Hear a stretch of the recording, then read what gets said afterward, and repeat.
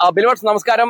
ഞാൻ വളരെ യാദൃശ്ചികമായിട്ട് ഒരു വിശിഷ്ട വ്യക്തിയെ കണ്ടുമുട്ടിയിരിക്കുകയാണ്. ഞങ്ങളിങ്ങനെ ഒരു യാത്ര കഴിഞ്ഞ് വരുന്ന വഴിക്കാണ് എൻ്റെ അനുജനാണ് പറഞ്ഞത്, ചേട്ടന് നമ്മുടെ ഗതകാല പോസ്റ്റ്മാനെ ചേട്ടൻ ഓർക്കുന്നുണ്ടോ എന്ന് ചോദിച്ചു. അപ്പൊ ഞാൻ പറഞ്ഞു ചേട്ടാ എനിക്ക് ഇവൻ പറഞ്ഞു ചേട്ടാ അതേ ആ കടയിൽ നോക്കിക്കേ, അത് നമ്മുടെ അന്നത്തെ കാലത്തെ പോസ്റ്റ്മാനാണ്.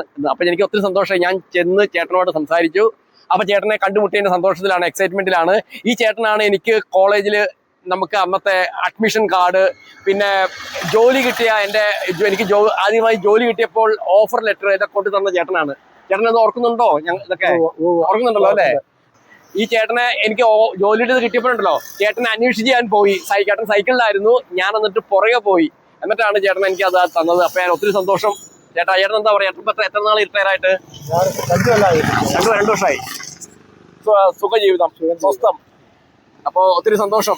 ഇങ്ങനെ ആരെങ്കിലും ഒക്കെ ചേട്ടനെ ഇങ്ങനെ കണ്ടവരൊക്കെ നമ്മുടെ മറ്റക്കുടിലല്ലായിരുന്നു ഒരുപാട് കാലം. അതെ 10 വർഷം ഉണ്ടായിരുന്നു. ഇപ്പൊ മെയിൽ വരിക അങ്ങനെയാണല്ലോ കൂടുതൽ. ലെറ്ററിനൊന്നും ആ ഒരു പ്രസക്തി ഇല്ലല്ലോ. നമ്മൾ അറിയണതിന് നമുക്ക് മെസ്സേജ്. അതെ. അപ്പൊ അതൊരു വളരെ സന്തോഷം നിറഞ്ഞൊരു കാര്യം. മക്കളൊക്കെ എന്ത് ചെയ്യുന്നു? ഒരാള് കാനഡയിലാണ്, ഒരാൾ ഇവിടെ ചിന്തയില്ല. ഓക്കെ, നല്ല സുഖമായിട്ടിരിക്കുന്നു. ഞങ്ങളും സുഖമായിട്ടിരിക്കുന്നത് കേട്ടോ. അനിയനാണ് എനിക്ക് കാണിച്ചു തന്നത്. എന്റെ ഒരു ഓർമ്മ പറഞ്ഞിട്ട് ഷുവർ കാർഡ്, ചാൻസ് കാർഡ് നമ്മുടെ കോളേജിൽ.